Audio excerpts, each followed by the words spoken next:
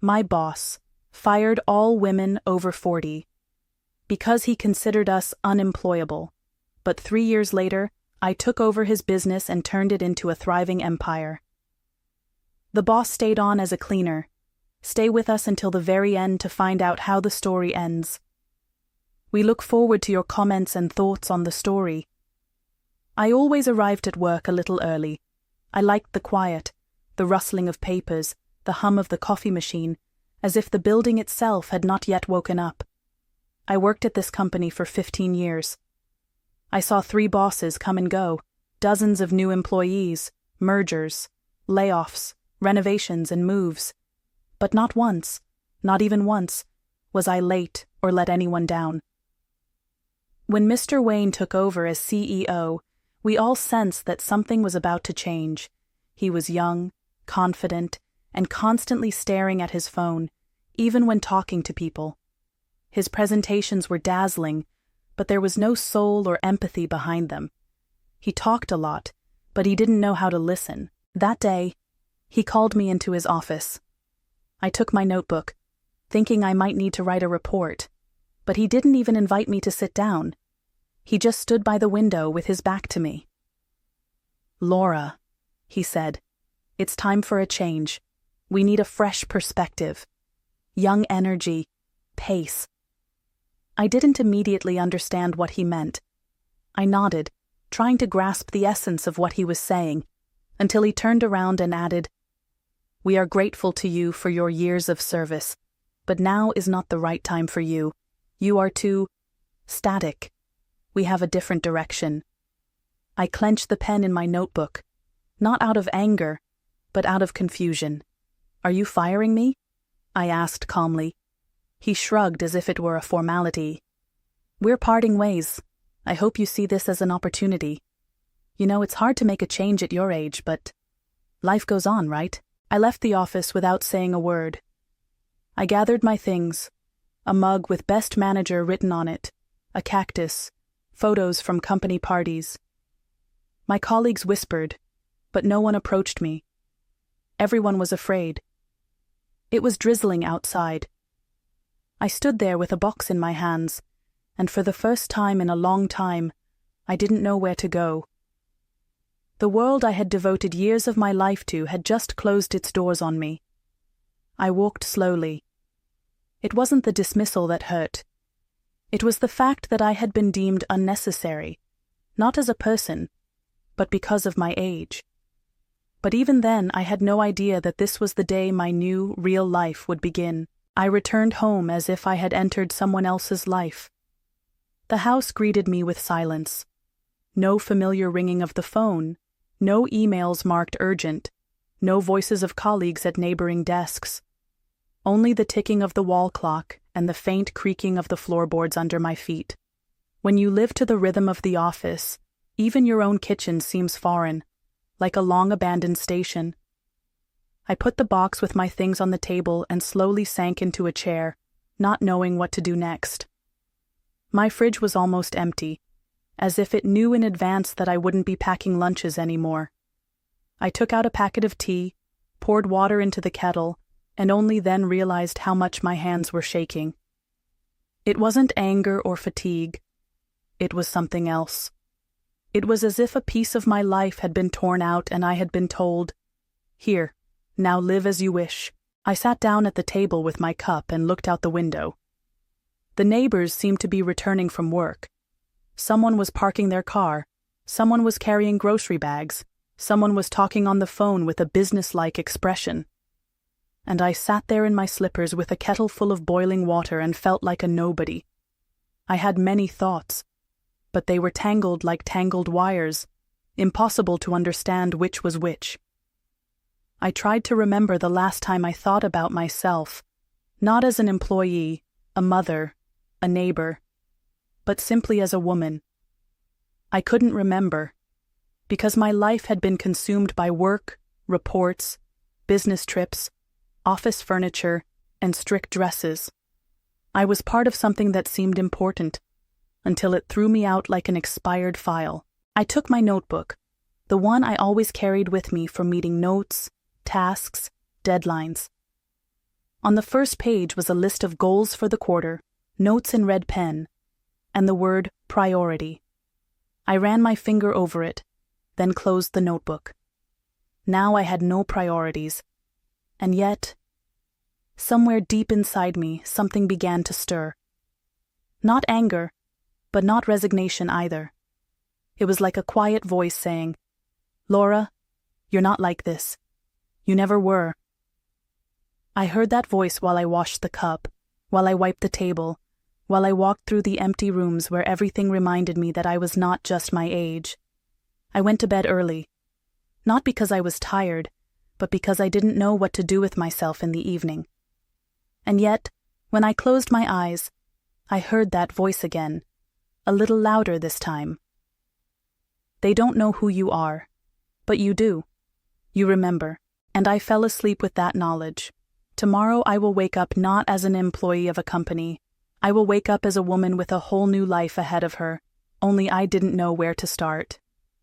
For the first 3 days after I quit, I woke up at 7 in the morning. Automatically.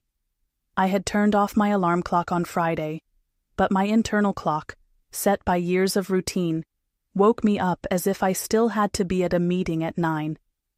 I got up, went to the mirror, washed my face, and made coffee. Then I just sat down at the kitchen table and stared out the window. No phone calls, no emails, no meetings.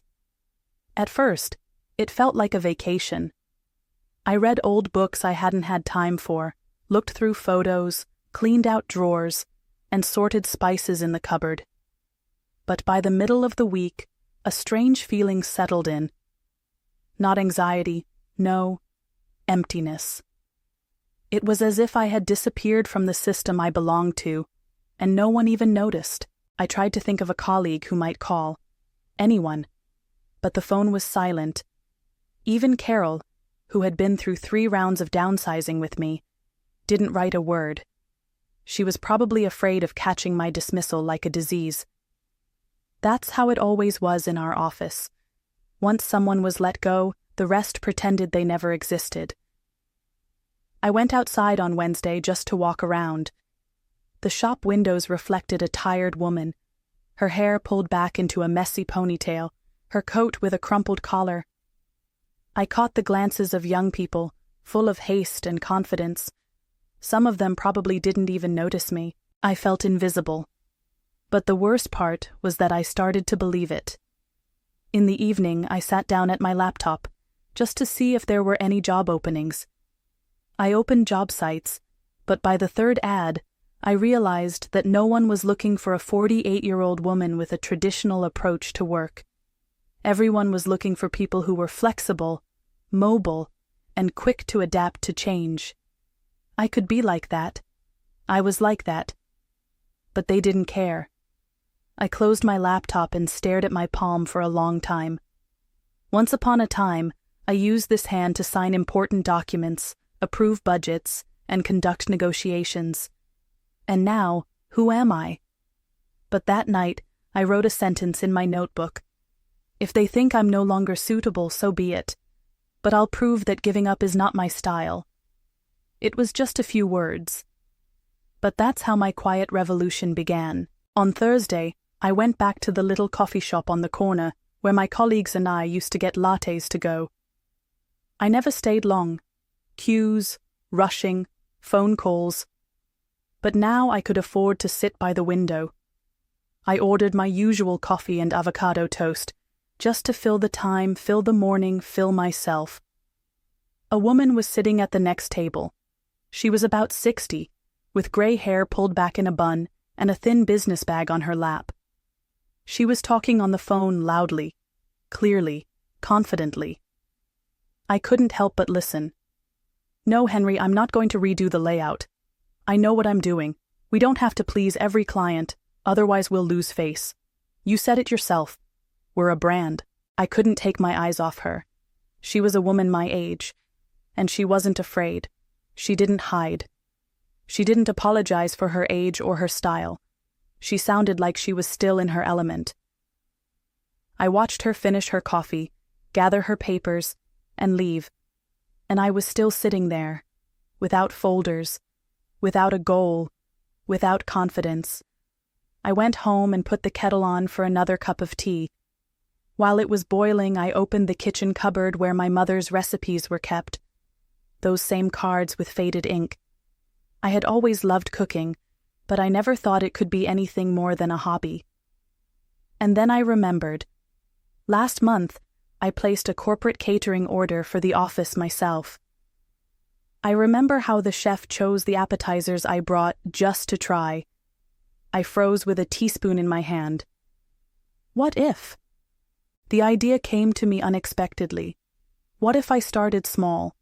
Home cooking, a couple of clients, social media, not like a restaurant, but as a service.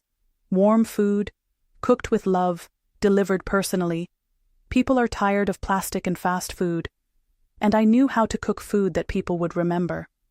I took the same notebook and wrote, small kitchen, big flavors, delivery. It wasn't a business plan. It was a message. It was meaning. For the first time in a long time, I felt light. Not euphoria, that would come later, but the lightness that comes with movement. I didn't know how it would be, where to start, who to look for. But I was no longer lost. I was a woman with an idea, and that I knew was already a lot. When I opened the notebook in the morning where I had written small kitchen, big flavors the day before, my fingers were shaking. It was still just a thought, coming from the heart, but without form, without support, without a budget. I looked at my old pots, the oven with its crooked handle, and thought, who would ever want to order food from someone like me? But it was precisely these doubts that pushed me forward. I took everything fresh out of the fridge: chicken, sweet potatoes, some broccoli. I knew what I was going to make. My mom's recipe for baked chicken in orange sauce. She used to make it for Christmas, and the neighbors would ask for plates to take home. I cooked slowly. I chopped, stirred, tasted, remembered how she used to hum to herself while she cooked, how she adjusted her apron and laughed. I could almost hear her voice in the kitchen.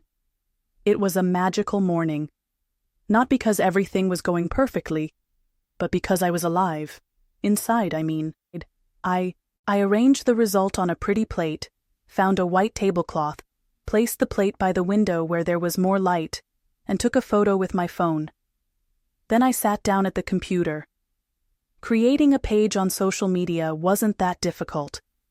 I called it Home at the Stove. Warm, simple, unpretentious. In the description I wrote, home-cooked meals made with love. I take orders for lunches, dinners, and small events.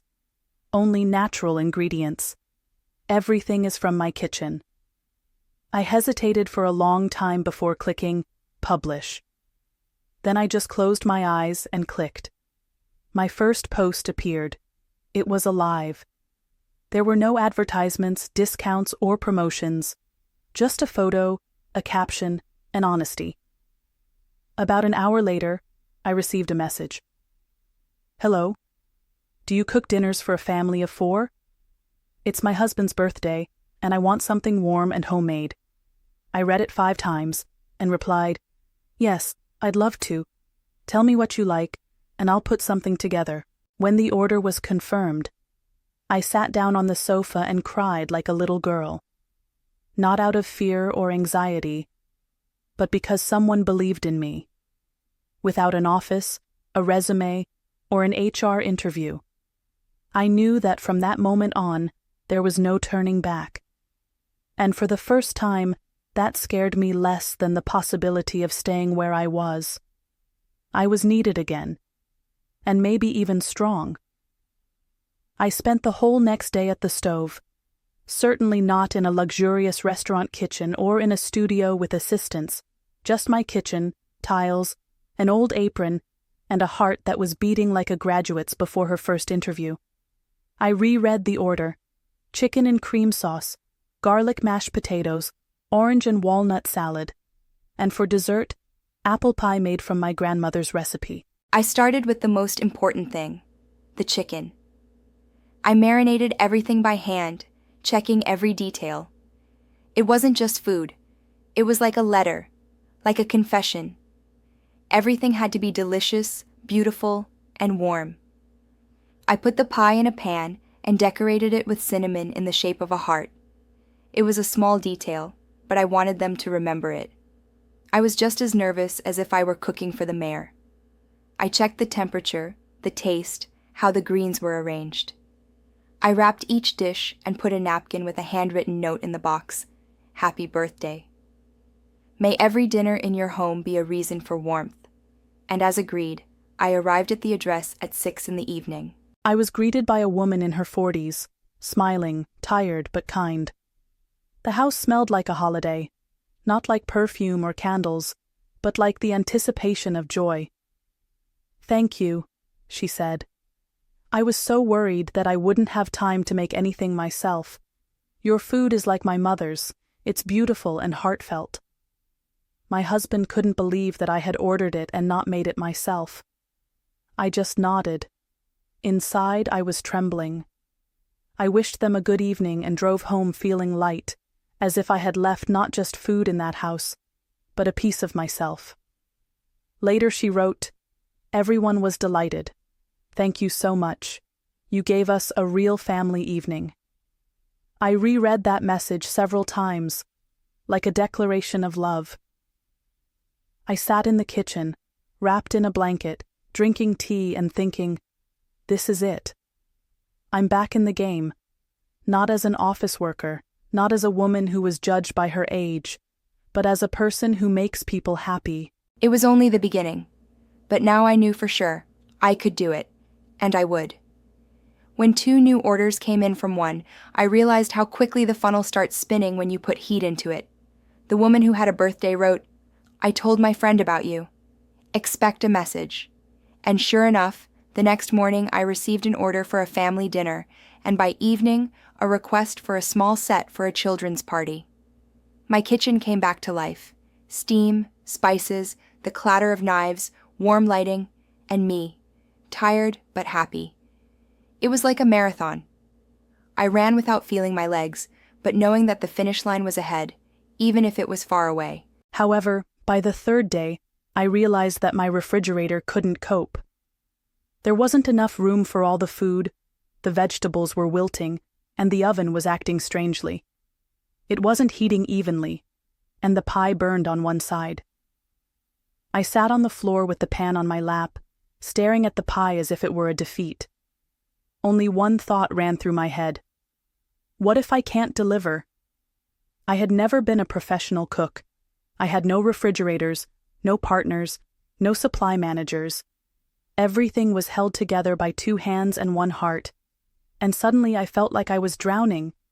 I called a friend, the one who had always been there for me, even when I was at the peak of my career and hardly ever called her. "I'm tired," I said, looking at the ruined cake. "I don't know if I can do this." She just sighed and replied, "Try not to do it. Go back to the couch. Sit down and say to yourself, 'No one needs me anymore.' Just out loud. If you can say it, then give up. If you can't, keep going." I couldn't. I looked at the kitchen, at the notebook with my notes, at the list of orders, and realized that this was no longer just an attempt to prove something to my former boss. This was my life, my new form, my business. I remade the cake. An hour later, but it was perfect, and the customer wrote, "It was magical. We didn't even know you could make something so delicious without a restaurant." I smiled again, even through my tears. I read that letter 3 times before I could believe it was real. It was from Carol, a librarian in our neighborhood, a woman in her 50s, energetic, with a teacher's voice and kind eyes. She had been at the birthday party where I had cooked dinner. It turns out she had been following me, through mutual friends, through social media, where I modestly posted photos of my dishes, recipes, and notes about cooking. And now she invited me to give a masterclass in their small but cozy hall. "We are organizing an evening called Women Who Started Over. You would be the perfect example," she wrote. "Nothing complicated. Just show us how you do something you love and tell us your story." I didn't agree right away. I'm not a public speaker, a chef, or a public figure. I feel comfortable in the kitchen, but not in front of people. I reread the letter again, this time with a cup of tea, hugging my knees like a little girl, and then I thought, I've already started over. Why not talk about it? I prepared for several days. I wrote a short plan. I decided to bake a simple apple pie, the very one that started my comeback. I arrived with the baking pan, ingredients, and an apron I had sewn when I was young. The hall was filled with women of all ages, some with notebooks, some with their grandchildren. Everyone had kind eyes. I started talking. About cooking. About the tastes of childhood. About how, after 50, you suddenly find yourself unnecessary on other people's lists. And about how one day you open the refrigerator and decide that this is exactly where you can start your empire. When I took the pie out of the oven, that same aroma wafted through the hall. Cinnamon, apple, warmth. The applause was soft but genuine. After the master class, a woman approached me. She was gray-haired and wearing a light-colored coat. She took me by the hand and said, "You gave me back my taste for life today. I thought I was just old, but you showed me that I'm just starting over." I drove home with a box containing a piece of pie and smiled. I had spoken. I had told my story. And I heard that my voice matters. The morning after the workshop, I woke up early, as if someone had flipped a switch inside me. I sat down in the kitchen with a cup of coffee, took out my notebook with my notes, bills, and a pad of paper with ideas, and for the first time in many years, I didn't feel afraid of the word design. Before, when I worked in an office, I always thought that business was for other people. For young people, for those who studied economics, for those who know how everything works. I was among those who execute but don't initiate. And suddenly I realized, now it's the opposite. I went to the city administration website and found a section on registering as self-employed. I read each paragraph twice and watched the video instructions. It wasn't so scary after all. I chose the category Cooking to Order, filled out the form, and received confirmation by email.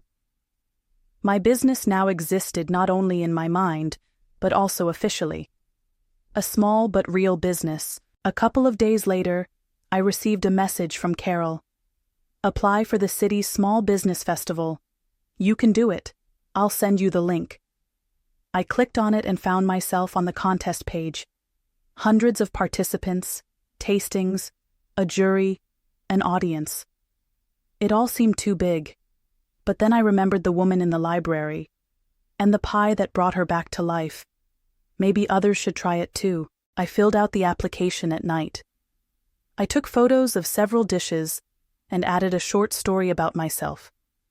I wrote without embellishment, "I am a woman who was fired because of my age. Now I bake to bring warmth back to people, and to myself too." I clicked send and sat down in silence. My hands were shaking. The next day I got a call. A woman with a cheerful voice told me that I had been accepted.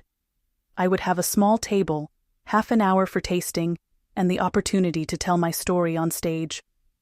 I hung up and laughed, not nervously, genuinely. The words of my former boss flashed through my mind. "You're too old, too slow, too tired, and now I'm going to a festival." I wrote in my notebook, "The first step in a big undertaking has been taken, and I'm not going back." Preparing for the festival took over my life. Every day began with notes, lists, and shopping. I looked through old recipes, rewrote them in my notebook, tried them again and again, so that everything would be perfect for the tasting. And the closer the day came, the more doubts I had. What if people don't like it? What if the food gets cold? What if I'm late, get lost, stumble, forget my words? I needed a nicer apron, a tablecloth, something that would say, I'm not here by accident. I picked up my old sewing machine, but the fabric got tangled and the thread broke. I almost cried until I heard a knock at the door. "Helen?" a familiar voice called out. "I happened to see your application on the festival website. Don't you remember me?" I opened the door, and there stood Brenda, my former colleague, the one who sat in the office next door, always with a warm scarf and concern in her voice. We lost touch after we were laid off, but she remembered, and she came. "I sew toys at home, holiday ones, decorations, but you are my most important project right now. Let's make it beautiful." She brought embroidered fabric, several pieces of linen, thread, brushes, and stencils. Together we sewed a burgundy tablecloth on which we wrote in white letters, "Helen's Home Warmth." She insisted that I print out booklets, a short description of myself, recipes, history. She did the layout. All I had to do was print. 3 days flew by like a dream.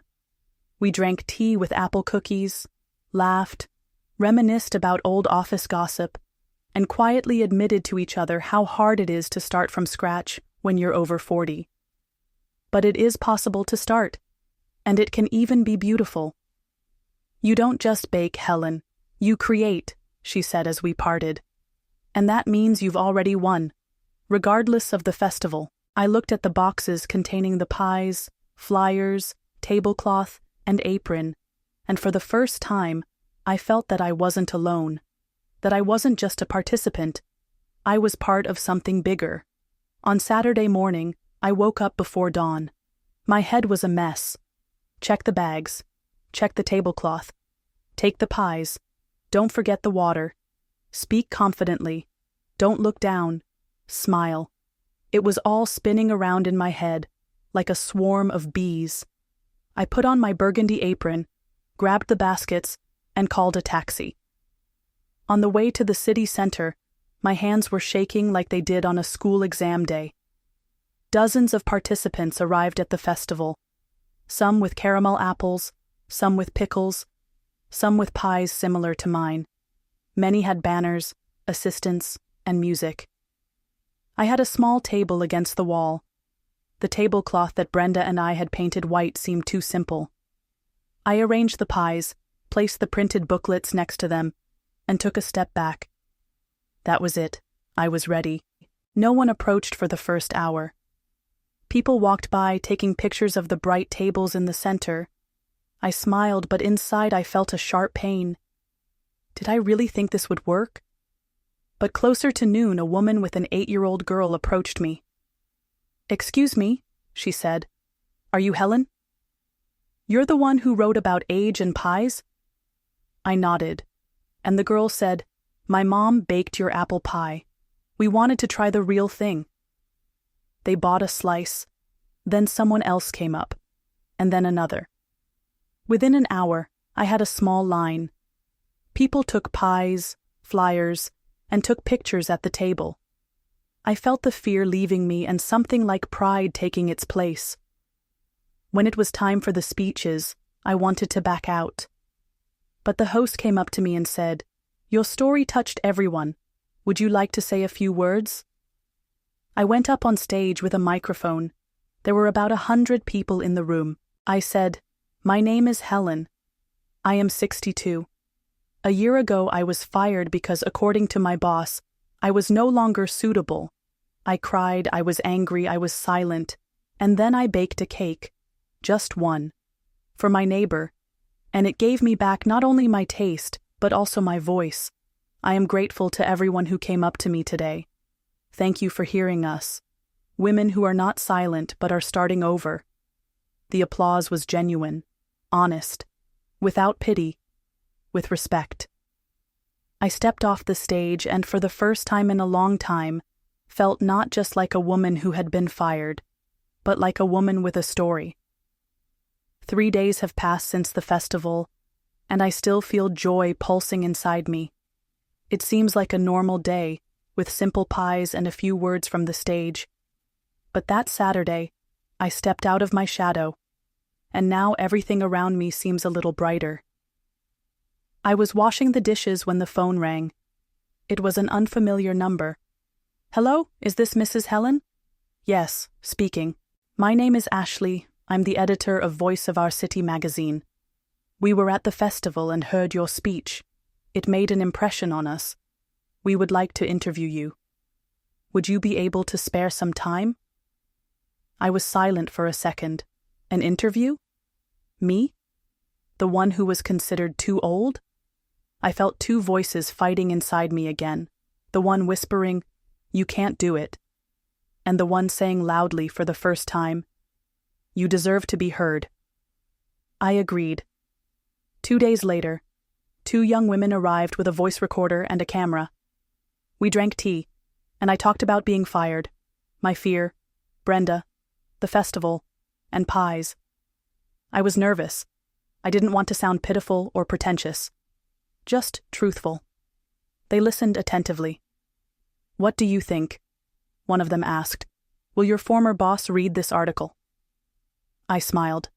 "I don't think so. He didn't even listen to people like me when he was sitting 5 feet away." A week later, I was brought a fresh copy. On the cover was me, in a burgundy apron holding a pie. The headline read, "The Woman Who Couldn't Be Stopped. How Getting Fired Became the Start of a New Life." I didn't know whether to be happy or hide the magazine in a drawer. But while I was thinking, a message arrived. The number was familiar, but I didn't immediately recognize it.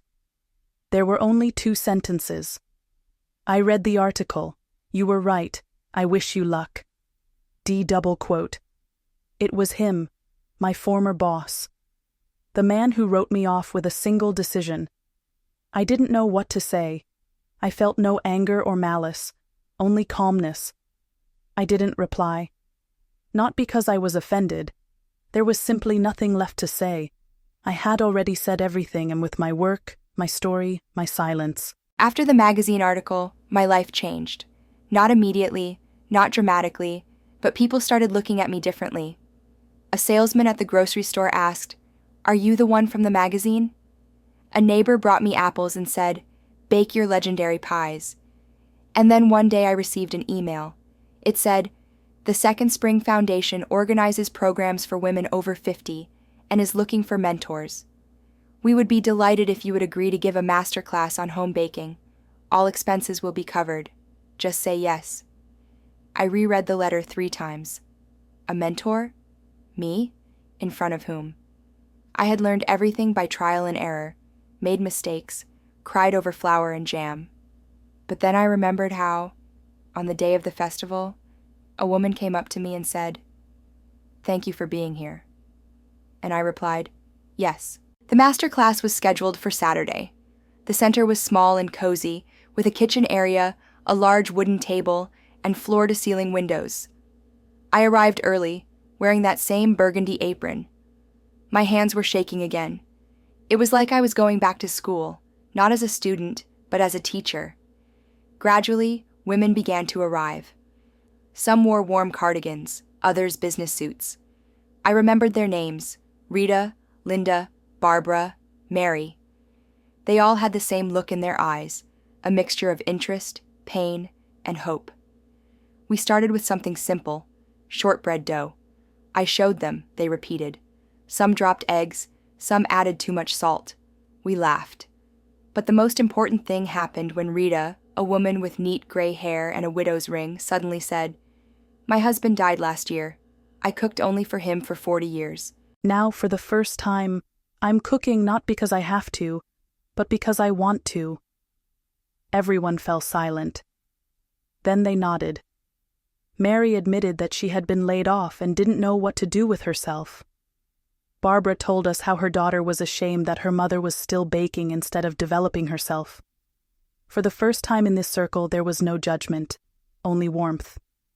I realized that these women were like me, broken but not broken, tired but not without faith. We weren't just baking pies, we were talking about pain, and that was far more important than flour and sugar. At the end, I put 2 apple pies on the table. I said, "These pies aren't about dessert. They're about the fact that we still exist, and we are delicious, kind, and strong. Just let us feel that again." They applauded. They hugged me. And as I was leaving, one of them said, "Helen, we really need you. You don't just cook, you bring us back to ourselves." And then I thought for the first time, maybe that's why I was fired back then. So that I could find myself not where I was paid a salary, but where I was truly valued. A week passed after the masterclass. I returned to my normal life, but it didn't seem the same anymore. The house didn't just smell like baking, it smelled like hope. The phone would ring sometimes and letters would arrive from the participants. "Thank you for the inspiration. I'm baking again. I don't feel lonely anymore." Those words warm me more than any blanket. One evening, as I sat sorting through old recipes, a new message arrived. It was Barbara, the same woman who had sat quietly in the corner and then told me how her daughter was ashamed of her. The message was short. "I have an idea. Can we talk?" We got on the phone. Barbara's voice was calm and confident. "Helen, I've been working in adult education for a long time. I know how to create a platform where women like us can learn and teach others. You could be the face of the project, a real role model. We could hold online masterclasses, share recipes and stories, and even launch courses for beginners, not just cooking, but a return to oneself." "Barbara," I said, "I'm not a teacher. I just bake. And I'm just a woman who was called outdated. Together we can be many things." I thought about it for a long time. I didn't sleep all night. I stared at the ceiling, remembering how it all began. Tears in the kitchen, one pie, one festival, and now, an offer to change someone's life. The next morning I called her. "Let's give it a try." We started small. Barbara took care of the technical side, and I took care of the content. We came up with a name, The Taste of Life Again. We shot the first video, me in my kitchen, baking an apple pie and telling the story of how I was fired. No gloss, no script, just the truth. The video went viral. Women wrote from different states. "It's like you're speaking for all of us," they wrote. Other participants in the masterclass joined in. We got volunteers who helped edit, write scripts, and run social media. We started holding Zoom meetings, and in every window there were eyes that were shining again. One day, a 75-year-old woman from Iowa came to a meeting. She said, "I thought my life was over when they took me out of the library. But you gave me back my dream. I'm running a book club again, and my grandchildren are writing down the recipes I'm learning from you." I listened and felt goosebumps run down my skin. We're not just baking. We're creating a space where no one feels too old. And I realized I wasn't just fired from this life.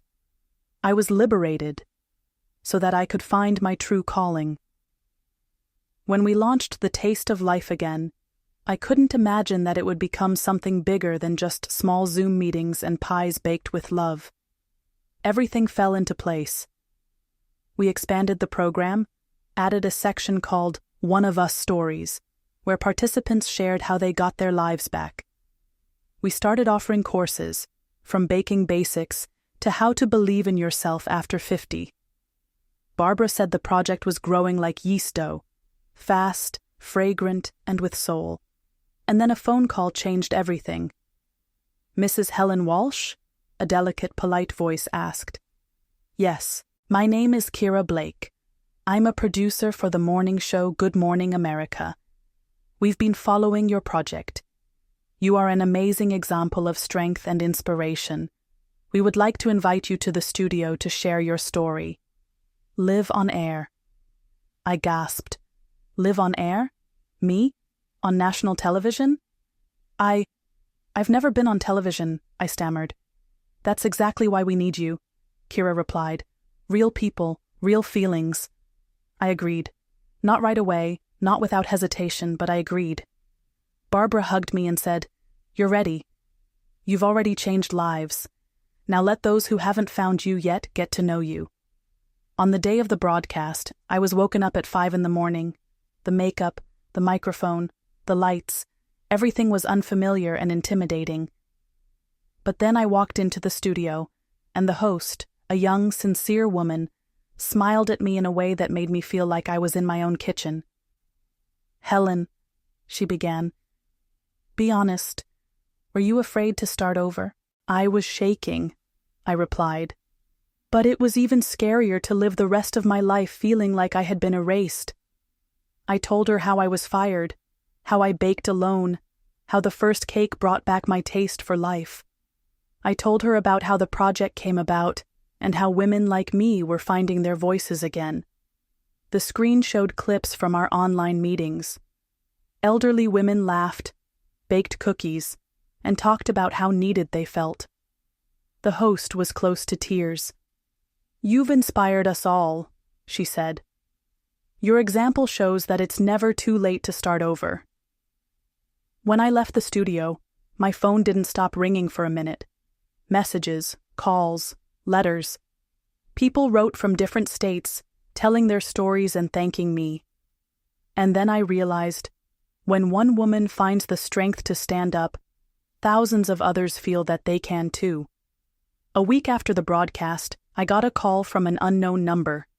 A male voice with a slight southern accent introduced himself. "Good afternoon. My name is Walter Hale.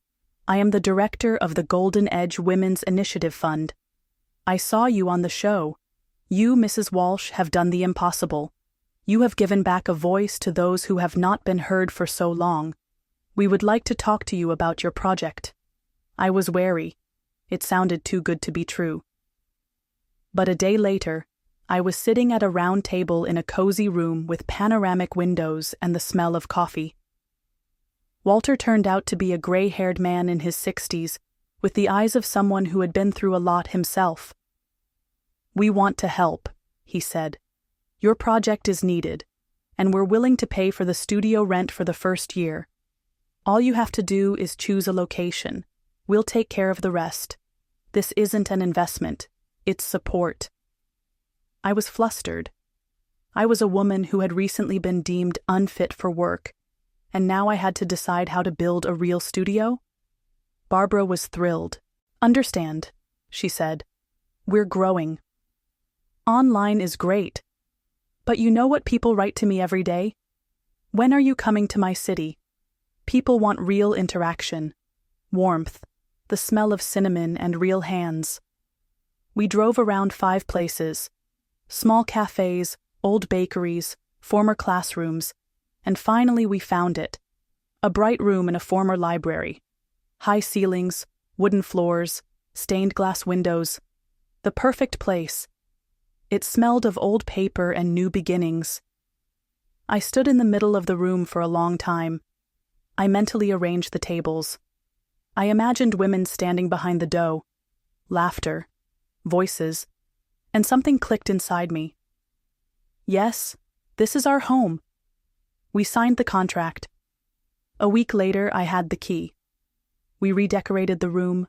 Wooden tables, ceramic bowls, old coat hooks, shelves with jars for flour and cinnamon. On the wall, there were photos of all the participants in the online school. And above the door, there was a sign, "The Taste of Life Again.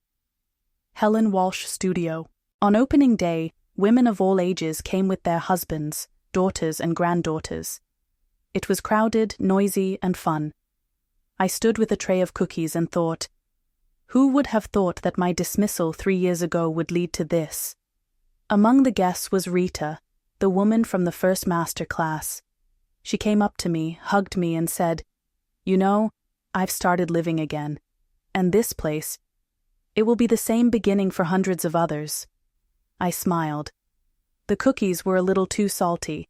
I had forgotten to set the timer, but no one cared. Because everything we did from the heart. And the heart, it turns out, tastes better than sugar. On one quiet October day, the studio door creaked particularly hesitantly. A woman of about 50 entered, thin as a rail, her hands hidden in the sleeves of a gray cardigan. Her name was Clara. She came for a trial master class, but didn't touch the dough or the crown. She sat there as if she had accidentally wandered in. After class, I approached her. "Is everything okay?" She nodded and whispered, "I haven't done anything with my hands in a long time. No food, no joy." Clara returned a week later. Again, she didn't bake anything. She just watched. On the third class, she asked to knead the dough. On the fifth, she brought a notebook with her grandmother's cookie recipe written down. I saw her trembling fingers confidently mix the butter and sugar. My heart swelled with pride. A month later, she offered to give a master class on cookies from childhood, quietly but firmly. The women applauded her standing up. She blushed and lowered her eyes, but then straightened up, as if she remembered who she was. A few more weeks passed. Clara became a regular participant, assisting newcomers and correcting recipes. Then one day she came up to me and said, "Helen, I rented a corner in the mall. It's small. I want to try baking myself, under my own name." I couldn't hold back a smile. "That's incredible. How do you feel?" "Like I've been given a ticket back to my life," she replied, "and you gave it to me." A month later, I was standing at the opening of her bakery.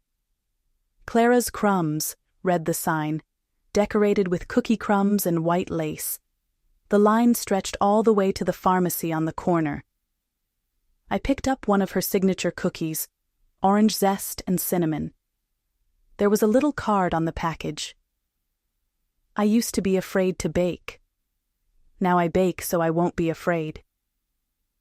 At the bottom was, "Thank you, Helen Studio." I didn't cry, but inside something collapsed and blossomed at the same time. I realized that school, the studio, the courses, it wasn't just about food. It was about support, about wings, about one woman getting back on her feet and becoming a beacon for another. Now I knew, when you do something from the heart, it resonates in others. That day, as always, I arrived at the studio early. The first rays of sunlight fell on the tablecloths, and the smell of cinnamon and vanilla was already in the air. I opened the mailbox. Advertising flyers, invitations, and one white letter with no stamp, signed by hand, Richard Mason. My heart skipped a beat. I hadn't heard that name in 3 years. I hadn't seen him, hadn't thought about him. I had almost forgotten him. And now there he was again, standing in front of me, on a thin envelope like a thorn from the past. Inside was a short letter. "Helen, good afternoon. I'm not sure I have the right to contact you, but it's important for me to say something in person. If you think it's possible, please meet with me. No strings attached, no conditions. Just one person to another.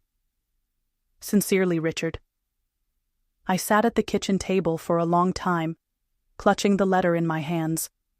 A storm was raging inside me. Why? Why now? What does he want?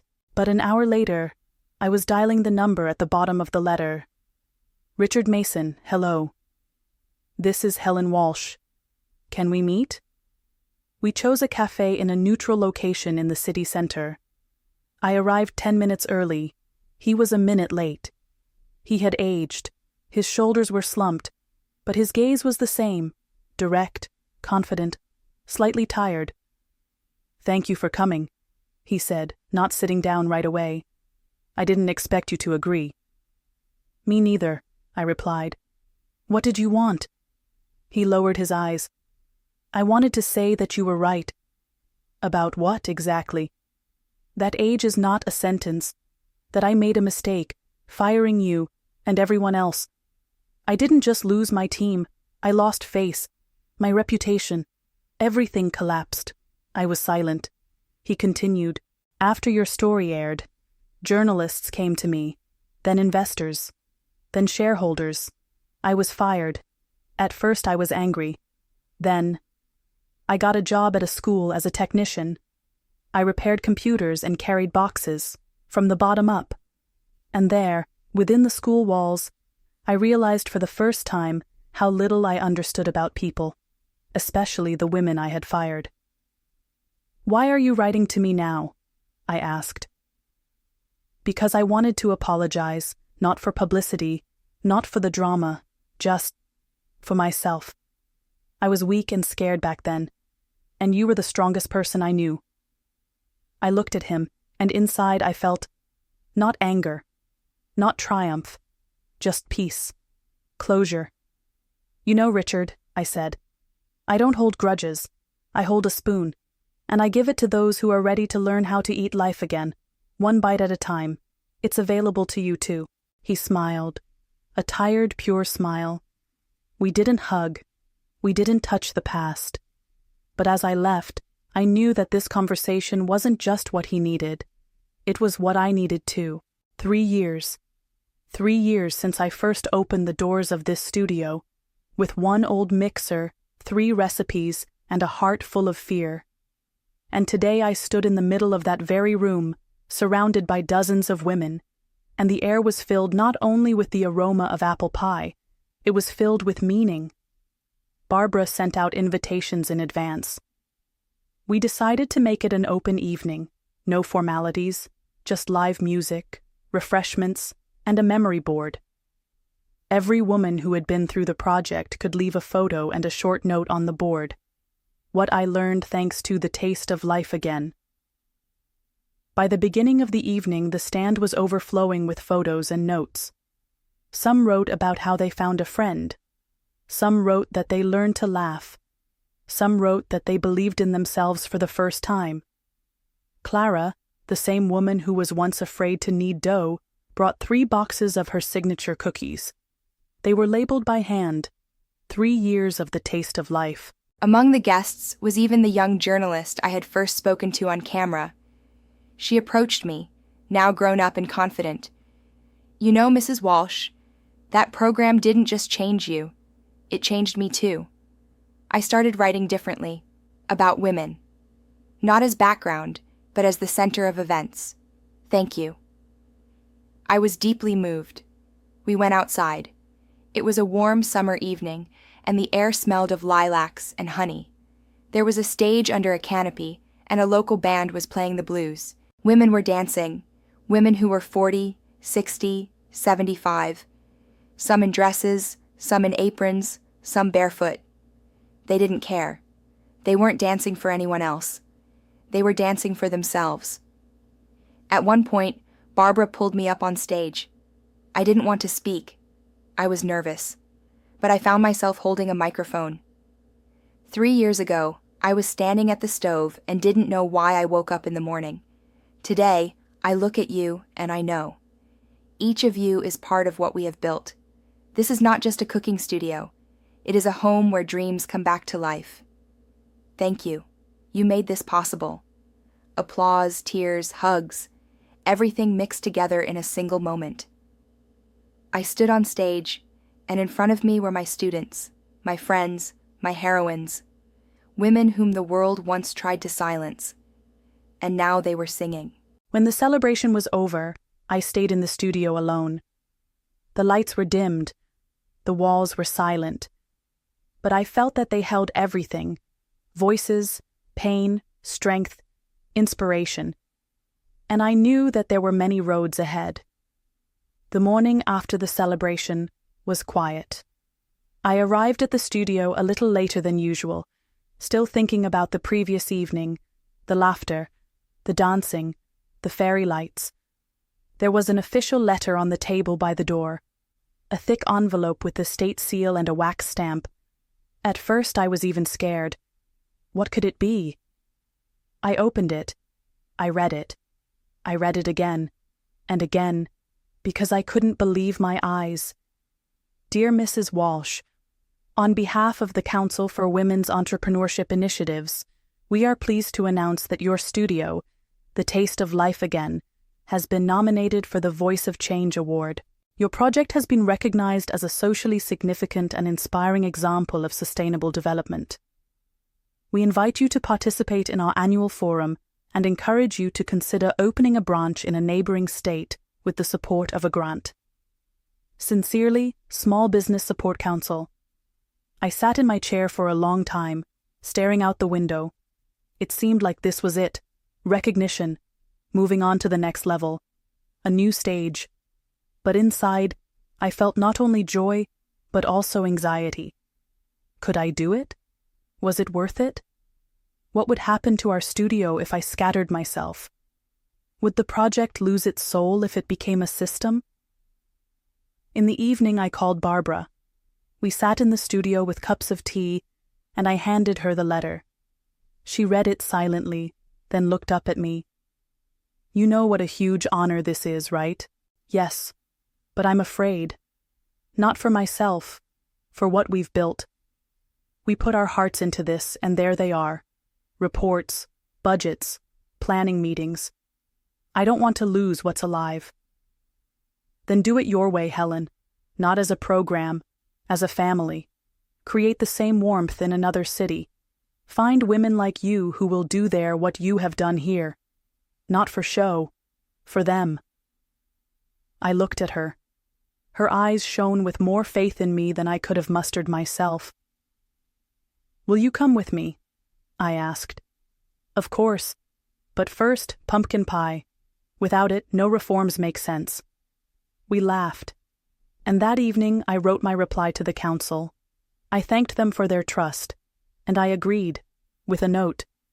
We don't want to lose the soul of the project. We want to preserve it and pass it on. We arrived in a small town in a neighboring state early in the morning.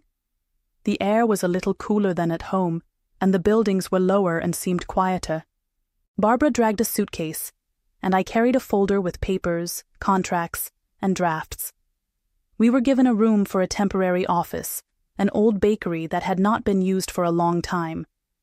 Inside, it smelled of flour, but not of life. I ran my hand over the wooden counter. Everything was solid, but unfamiliar. For now. The next day, we held our first open meeting. We put up posters, wrote announcements, ordered coffee, and set out homemade muffins. 5 people came. 3 were skeptical, 2 had children. The women looked at us as if we were performers. Is this a baking class? One asked. This is a place where you can start over, I replied. We're learning to cook, to be friends, to remember what it's like to be ourselves. Yeah, and then you'll leave, like everyone else. After the meeting, I sat on the porch of the bakery for a long time. The wind blew scraps of posters around. Barbara came over quietly and sat down next to me. Why are you like that? It's just the beginning. I just didn't expect it to be so cold. Not in the air, in people's eyes. They don't believe it, and they don't want to believe it. Because they've been lied to too many times. Give them time. Don't be the person who came here. Be the person who stayed. Where do we start? With a pie. With a cup of coffee. With a name. Remember how it was for us. That night we stayed in the bakery. We lit the stove and boiled some tea. I took out an old recipe book. The first recipe was for apple crumble. It was written in my mother's handwriting. Let's bake it tomorrow, I said. We'll just leave it at the door. No signs, no posters. Let people try it, and then they can decide. So we baked it. In the morning we went out, put a box at the entrance, and a sign. Free. With love. From Helen. An hour later, the box was empty. And on the door was a note. Thank you for the taste of childhood. I would like to know the recipe. M. And I realized we had touched something. Just a little bit. But it was enough to stay. The following week, after the crumble at the door, a woman came into the bakery. She was tall, with short gray hair and a look of quiet determination. She walked around the room, carefully examining the shelves, the stove, and our notes on the walls. Then she said, I'm Mary. I left the note. Do you have any crumbs left from the pie? I laughed, pulled a wrapped piece from under the counter and handed it to her. She tasted it and nodded. Just like my grandmother's. I thought, if you can bake like that, maybe you can talk. That's how it started. The next day, another woman came following the rumors, then 2 more. We started baking again, pouring tea, cleaning out old boxes, and putting up wallpaper. Barbara dug out her famous pumpkin soup recipe and organized a delicious get-to-know-you evening. It didn't happen quickly. The women would come and sit in silence. Some were afraid, some because they were shy, some because they had simply forgotten how to talk about themselves. I remembered how it felt, so I started with something simple. Tell me about the first dish you ever cooked. What kind of baked goods do you associate with home? What would you like to pass on to your granddaughter in the kitchen? At first, there was silence, then smiles, and then tears. We started the class. The first lesson was kneading dough with your hands and your heart. I showed them how to feel the consistency, how not to be afraid of sticky fingers, how important it is not to rush. Kneading dough is like healing yourself. It resists, then gives way, then becomes soft. And suddenly you realize that something real is being created in your hands. Mary turned out to be a former school teacher. She took charge of the schedule and organization. Lena, a quiet gray woman, was unexpectedly skilled at window dressing. We became a team. Again. Only now, in a different city. I wrote on the board, "Every woman deserves to be heard. Every woman deserves to start with a clean slate, whether she's 20 or 60. And they stayed. And they came back. One day, 2 teenagers knocked on the door. They were shy but interested. "Is it true that you teach cooking here for free? We need it for a project." We let them in, because that was part of the project, passing on warmth, from heart to heart. We spent a whole week preparing for the opening. The new premises were lit up with cherry-red curtains. The shelves were filled with jars of jam, and the windows bore the inscription, "Something new is growing here." Barbara gave a mini tour for school children, while Mary checked the guest list. Who was bringing cookies? Who was bringing tablecloths? I stood in front of the mirror in my favorite blouse. It was white with embroidery on the collar. I was nervous, as if it were my first day again. More than 30 people gathered for the celebration. Some came out of curiosity, others out of gratitude. It was noisy and warm, and the smell of homemade baking filled the air. And suddenly, he appeared in the doorway. I recognized him immediately, even though it had been almost 3 years. He was wearing a work uniform with the logo of a cleaning company. In his hands were a bucket and a rag. He had obviously come to clean up after the event, and he probably didn't know whose project was being launched today. Our eyes met. He froze, not mockingly, not with irritation, just like a person who had been caught at a moment when he least wanted to be seen. I approached him calmly, without malice, without any desire to humiliate him. We just stood there, like 2 pages of the same story. "Hello, Mr. Grayson. Nice to see you. See, I didn't know it was you." "Now you do. Welcome. Stay for tea." Thank you."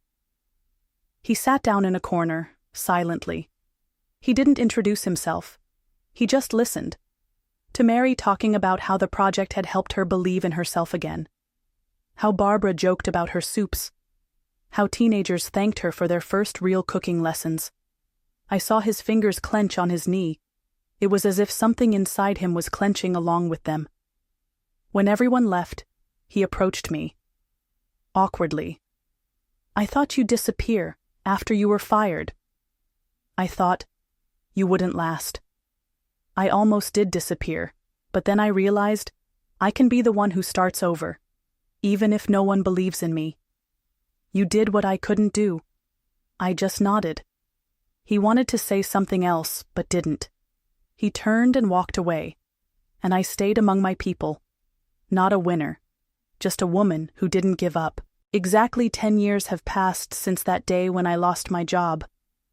Back then, I felt like I couldn't breathe, like I had lost myself. But today, when I opened the door to that very first studio, everything seemed full. The room was different. New wallpaper, shiny tables, the smell of pastries and lavender everywhere. But in the corner, there was still the old kettle that Barbara had once brought. And on the wall was my first announcement: if you're hurting, bake a cake. I was greeted with applause. Not theatrical applause, but sincere applause. I saw not students in the faces of the women, but comrades. Each of them had already taught someone, helped someone. Some now had their own small businesses. Some had grandchildren who came for cinnamon and warmth. "You gave me a chance," said Cindy, who had cried during her first class and now brought 3 children with her. "You said I could start over," said Mary, who had become the coordinator of all the branches. "You just looked at me with faith," said Lena, the one who was afraid to even speak. I listened and just smiled. In the corner stood a cake, a big one, with cream writing that read, 10 years, to the women who didn't give up. And I cried, not out of sadness, out of fulfillment. When everyone had left, Barbara, my old friend and co-founder, came up to me and said, "We just wanted a little justice, didn't we? And in the end, we created a whole world." Yes, and it all started when we were considered unnecessary. But now it's impossible not to notice us. We sat in silence for a long time, and I knew that tomorrow it would all continue. Somewhere else a new studio would open. Somewhere else, someone would bake their first pie. Somewhere else, a woman would remember that she wasn't too old or useless, but simply strong. And me? I'll just go home, make some tea, and start writing a new book. Not about revenge, but about how one day everything that seems like the end becomes the beginning.